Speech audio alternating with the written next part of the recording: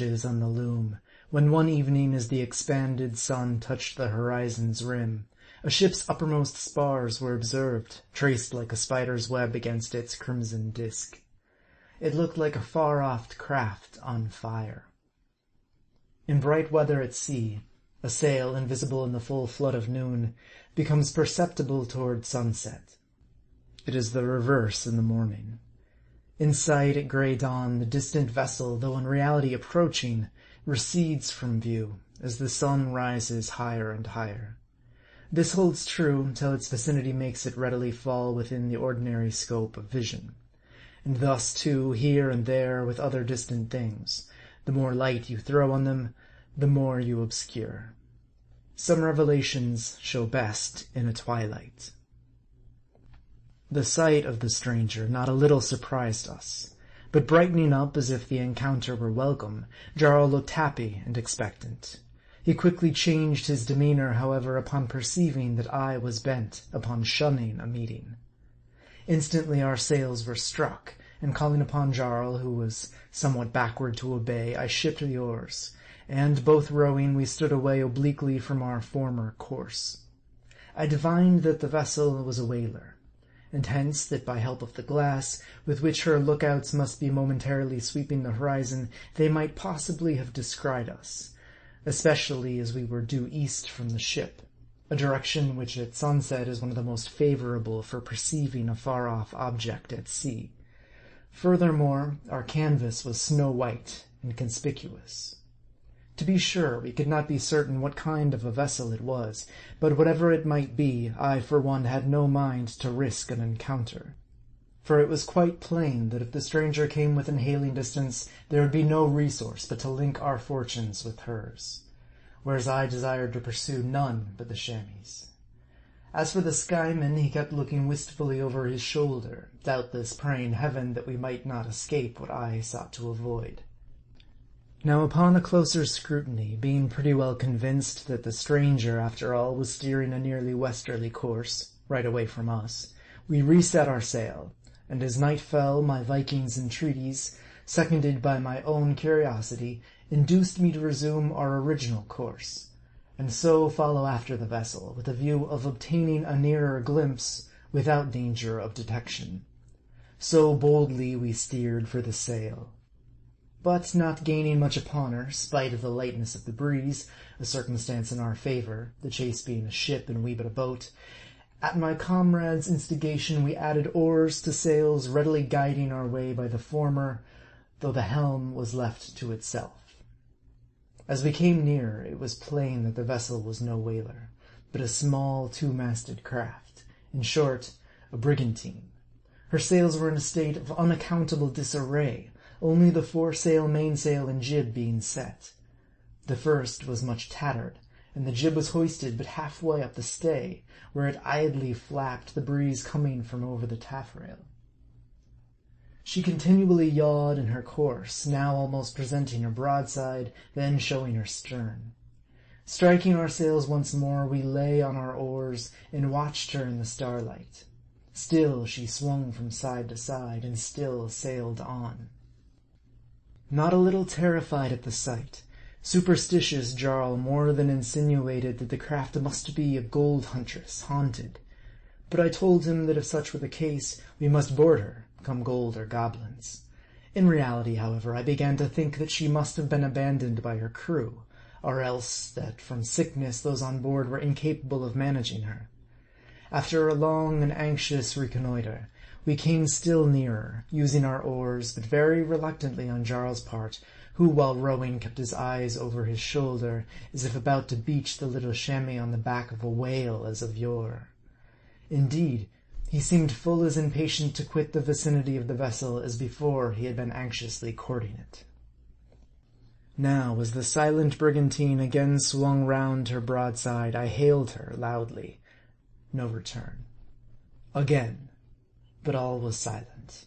With a few vigorous strokes we closed with her, giving yet another unanswered hail, when, laying the chamois right alongside, I clutched at the main chains.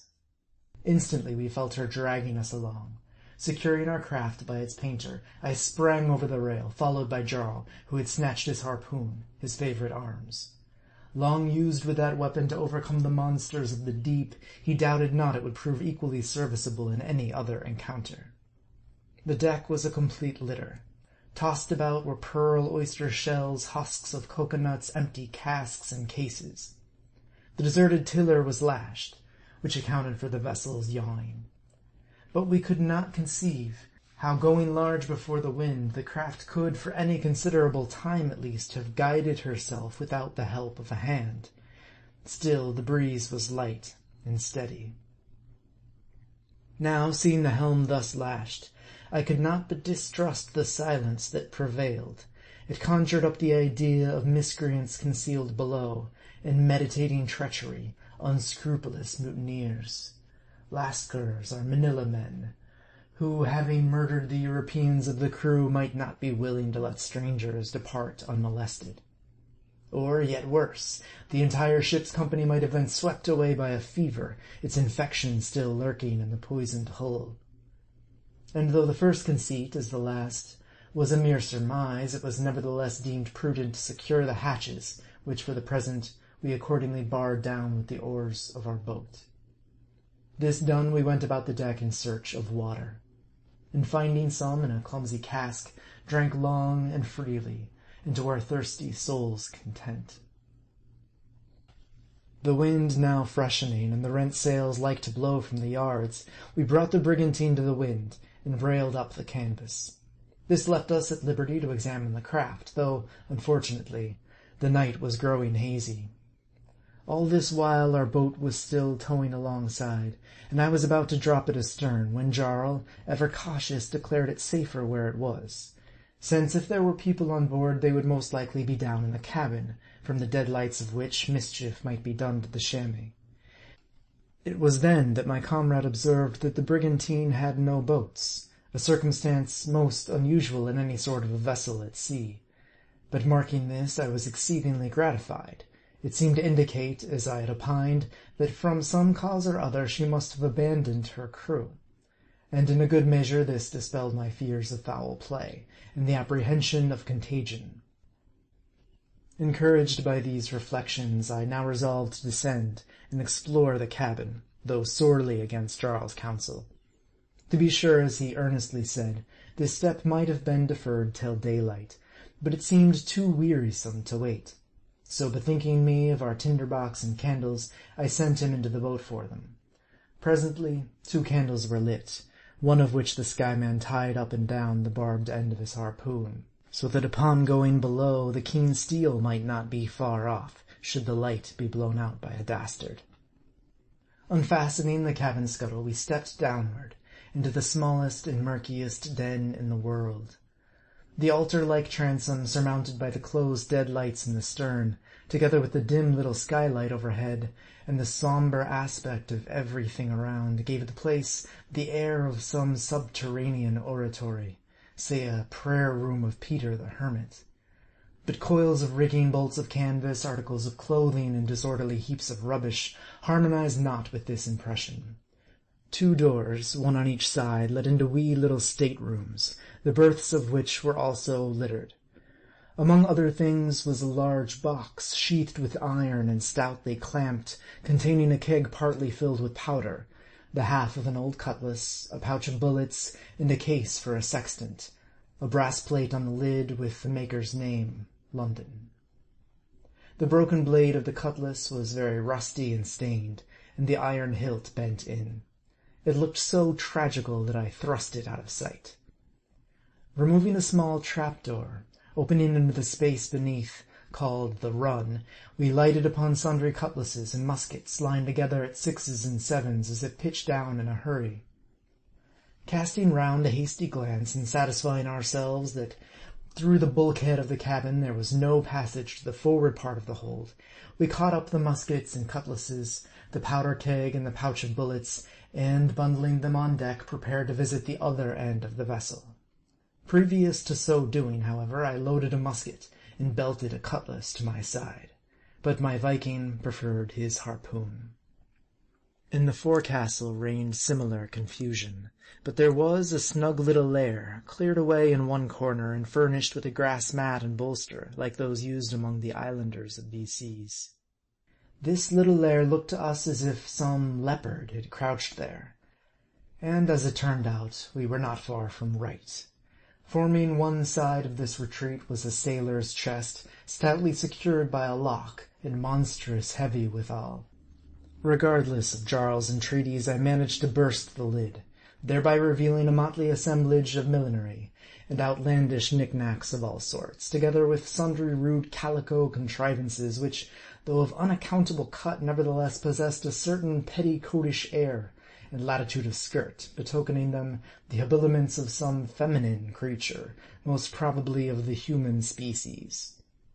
In this strong box also was a canvas bag, jingling with rusty old bell buttons, gangrened copper bolts, and sheathing nails, damp greenish Carlus dollars, true coin all, besides divers iron screws and battered chisels and belaying pins. Sounded on the chest lid, the dollars rang clear as convent bells. These were put aside by Jarl, the sight of substantial dollars doing away for the nonce with his superstitious misgivings. True to his kingship, he loved true coin. Though abroad on the sea, and no land but dollarless dominions around, all this silver was worthless as charcoal or diamonds. Nearly one and the same thing, say the chemists, but tell that to the marines, say the illiterate Jews and the jewelers. Go, buy a house or a ship if you can with your charcoal. Yea, all the woods in Canada charred down to cinders would not be worth the one famed Brazilian diamond, though no bigger than the egg of a carrier pigeon. Ah, but these chemists are liars, and Sir Humphrey Davy a cheat. Many's the poor devil they've deluded into the charcoal business, who otherwise might have made his fortune with a mattock. Groping again into the chest, we brought to light a queer little hair trunk, very bald and rickety. At every corner was a mighty clamp, the weight of which had no doubt debilitated the box. It was jealously secured with a padlock almost as big as itself, so that it was almost a question which was meant to be security to the other. Prying at it hard, we at length effected an entrance, but saw no golden moidores, no ruddy doubloons, nothing under heaven but 3 pewter mugs, such as are used in a ship's cabin, several brass screws and brass plates, which must have belonged to a quadrant, together with a famous lot of glass beads and brass rings, while pasted on the inside of the cover was a little colored print, representing the harlots, the shameless hussies, having a fine time with the prodigal son. It should have been mentioned ere now, that while we were busy in the forecastle, we were several times startled by strange sounds aloft. And just after, crashing into the little hair trunk, down came a great top-block, right through the scuttle, narrowly missing my Viking's crown, a much stronger article, by the way, than your goldsmiths turn out in these days. This startled us much, particularly Jarl, as one might suppose, but accustomed to strange creakings and wheezings of the masts and yards of old vessels at sea, and having many a time dodged stray blocks accidentally falling from aloft, I thought little more of the matter, though my comrade seemed to think the noises somewhat different from anything of that kind he had ever heard before.